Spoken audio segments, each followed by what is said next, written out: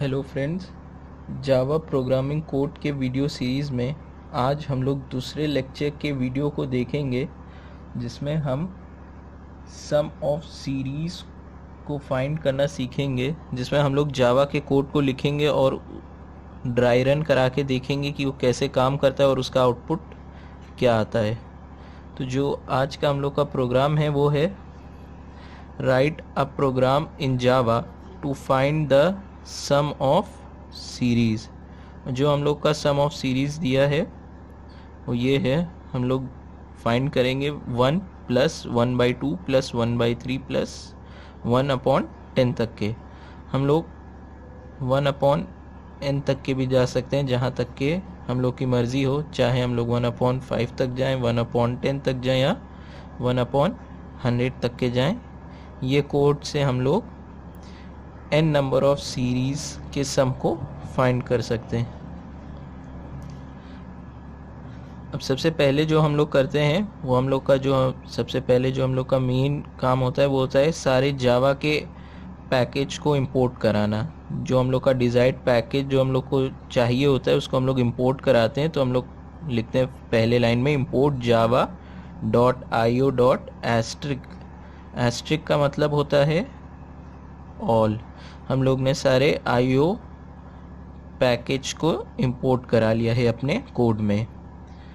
अब second line पे आते हैं। सेकेंड लाइन में हम लोग का है पब्लिक क्लास सीरीज़। हम लोग ने अपने जावा प्रोग्राम के क्लास को एक नाम दे दिया है सीरीज़। हम लोग यहाँ अपने क्लास के नेम को सम भी दे सकते हैं, जो आपका मन चाहे। फिर हम लोग यहाँ पे क्लास को खोलते हैं ओपन कर्ली ब्रेसेस से और फिर मेन के लाइन को लिखते हैं public static void main string arguments. अब यहाँ से हम लोग मेन के कर्ली ब्रेसेस को ओपन करते हैं। अब यहाँ इस पार्ट से लेके इस पार्ट तक के हम लोग का मेन प्रोग्रामिंग लॉजिक है। अब यहाँ पे हम लोग देखते हैं। अब पहले इस बात को समझते हैं कि हम लोग को जब सम ऑफ सीरीज़ फाइंड करना है तो क्या क्या चीज़ लगेगा। एक तो हम लोग को वेरिएबल लगेगा जिसमें हम लोग टोटल सम को स्टोर करें, और एक जब हमें एक नंबर से लेके n नंबर तक के जाना है तो दो तरीके हैं। एक तरीका तो ये है, या तो आप n नंबर को लिखते जाएं, जैसे 1 से लेके 1/10 तक के नंबर के हम लोग को सम निकालना है। तो या तो हम लोग ये कर सकते हैं कि 1 + 1/2 + 1/3 एंड सो ऑन करके लिखते जाएं, उसका सम निकालें कोड में। या तो एक जो दूसरा तरीका है वो ये है, हम लोग लूप के ज़रिए से निकालें। तो हम लोग जो प्रेफर करेंगे वो है लूप। तो सबसे पहले एक हम लोग को वेरिएबल चाहिए जिसमें हम लोग टोटल सम को स्टोर करें, सम ऑफ n सीरीज़ को, और एक वेरिएबल चाहिए जिसमें हम लोग लूप को चलाएं। तो हम लोग यहाँ पे प्रेफर करते हैं फॉर लूप को।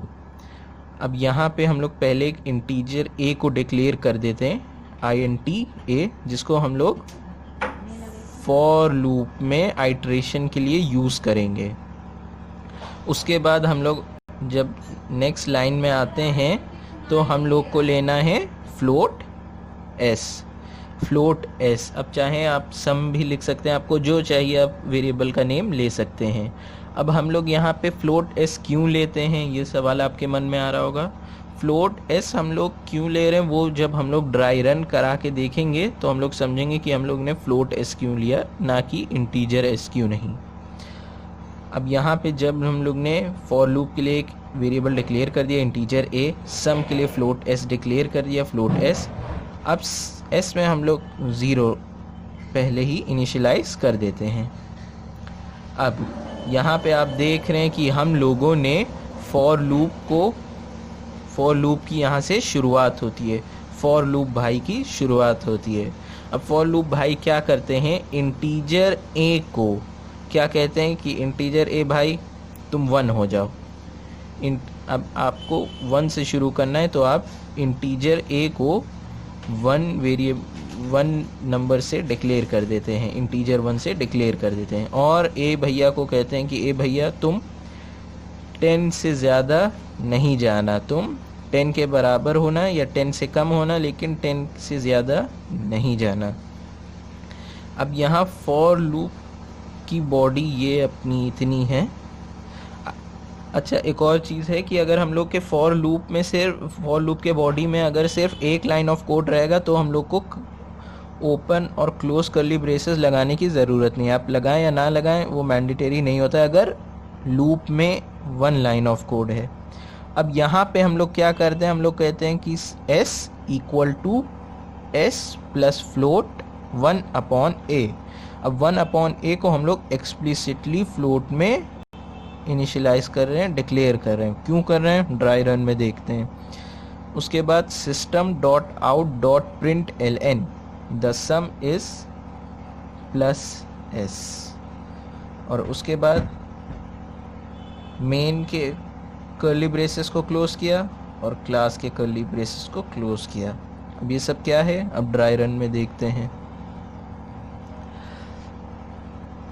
जो हम लोग के सीरीज़ का सम निकालना है वो ये है, s equal to 1 plus 1/2 plus 1/3 plus and so on up to 1/10।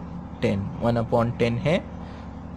अब यहाँ पे हम लोग देख रहे हैं कि फॉर लूप में लिखा होता है a equal to 1 where as a is less than equal to 10 and a plus plus a plus plus. अब यहाँ पे हम लोग एक टेबल बना लेते हैं जिसमें हम लोग समझेंगे कि कैसे क्या काम कर रहा था। यहाँ पे हम लोग a की वैल्यू लेते हैं कि a की वैल्यू कब क्या होती है, और यहाँ पे s equal to s plus float 1/a कि उसका s में क्या सम स्टोर हो रहा है। अब जैसे ही हम लोग की a की वैल्यू 1 हो जाती है, a की वैल्यू 1 हो जाती है, फॉर लूप के बॉडी में आके s equal to s plus float 1/a की जगह 1 आ जाता है, जो कि हो जाता है 1, जो कि 1/1 होके 1 हो जाता है। तो हम लोग का होता है s equal to 0 plus float 1। अब आपके मन में आ रहा होगा ये सवाल कि हम लोग ने फ्लोट क्यों लिया। फ्लोट इस वजह से लिया, अगर हम लोग इंटीजर लेके चलाते, अगर हम लोग s equal to 0 plus 1 integer लेके चलाते, तो जब जावा का कोड 1/2 करता तो उसका जो रिज़ल्ट आता हम लोग का 1/2 करके वो आता हम लोग का सिर्फ 0, लेकिन फ्लोट करने से हम लोग का 1/2 का जो रिज़ल्ट आ रहा है वो आता है 0.5। ऐसे ही 1/3 का अगर इंटीजर में होता 0 आता, लेकिन 1/3 का रहा है 0.33। ठीक है। अब ऐसे ही हम लोग करते हुए चलेंगे। अब फ्लोट में अब क्या हो जाता है, s equal to 0 plus 1.0, 0 plus 1.0 s equal to 1 आ गया। तो यहाँ पे जब a की वैल्यू 1 हुई तो s इक्वल टू 0 प्लस 1.0 को ऐड करने पे अपना s हो गया 1। अब ऐसे ही जब a इक्वल टू 2 हुआ तो s equal to 0 plus 1.0 plus 1.0, ये हाँ, अब यहाँ पे हम लोग 2 के लिए समझते हैं। 2 के लिए जैसे ही अब यहाँ जैसे ही 1 के लिए चल गया, ये ऊपर गया, इंक्रीमेंट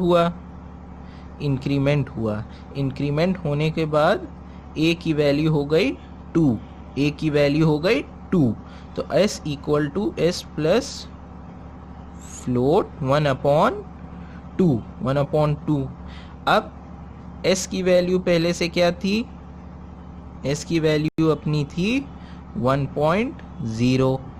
अब 1/2 से क्या हो गया, 1/2 का फ्लोट आ गया 0.5, तो 1.0 प्लस 0.5। तो अब एस का सम हो जाएगा 1.5। ऐसे ही a इक्वल टू 3 के लिए जब चलेंगे, वापस से जब कंडीशन हो गया, a गया, a प्लस प्लस इंक्रीमेंट हुआ, a की वैल्यू हो गई 3। अब हुआ s equal to 1.5 plus float of 1/3। अब 1/3 का आपका आएगा 0.33।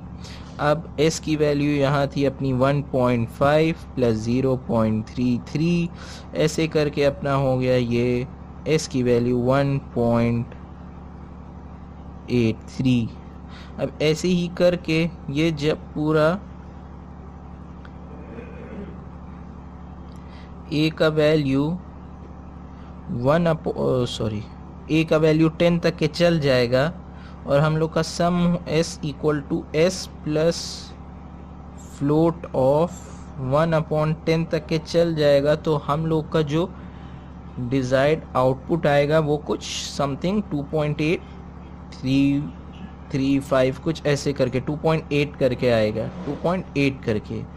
तो जो हम लोग का यहाँ पे लास्ट लाइन ऑफ कोड होता है system.out.println the sum is plus s, तो जैसे ही ये पूरा फॉर लूप चल जाएगा और a की वैल्यू इंक्रीमेंट होके जब 10 के बाद 11 हो जाएगा, ये फॉर लूप a भाई को कहेंगे भाई जो तुम्हारा लिमिट था वो तुम अब क्रॉस कर गए हो, अब फॉर की बॉडी से निकल जाओ। अब a जैसे ही निकलेगा तो अपना जो system.out.println है वो काम करेगा और रिजल्ट दे देगा द सम इज। अब जो अपना s में स्टोर होता है, जो s में वैल्यू स्टोर थी वो थी आखिरी में 2.83, 2.8 लेके चलते हैं तो आ जाएगा 2.8। स्क्रीन पे शो होगा द सम इज 2.8। और यहाँ पे प्लस s हम लोग इस वजह से लगाते हैं क्योंकि उससे पहले हम लोग ने ये इतने लाइन को हम लोग ने लिखा हुआ है, डिक्लेयर किया हुआ है, अरे क्या बोलते हैं, हम लोग ने एक स्ट्रिंग पास किया हुआ है। तो इस वजह से हम लोग स्ट्रिंग के बाद अगर वेरिएबल के वैल्यू को प्रिंट के थ्रू शो कराना है तो हम लोग प्लस का साइन लगा दें, प्लस ऑपरेटर का। अब जो हम लोग का आंसर आ जाएगा। होप आपको आज के इस वीडियो से ये प्रोग्राम समझ में आ गया हो, और आपको अगर ये समझ में आ गया हो तो प्लीज़ ये वीडियो को लाइक कर दीजिए, ये चैनल को सब्सक्राइब कर दीजिए और इसको अपने दोस्तों में ज़्यादा से ज़्यादा शेयर करिए ताकि उन्हें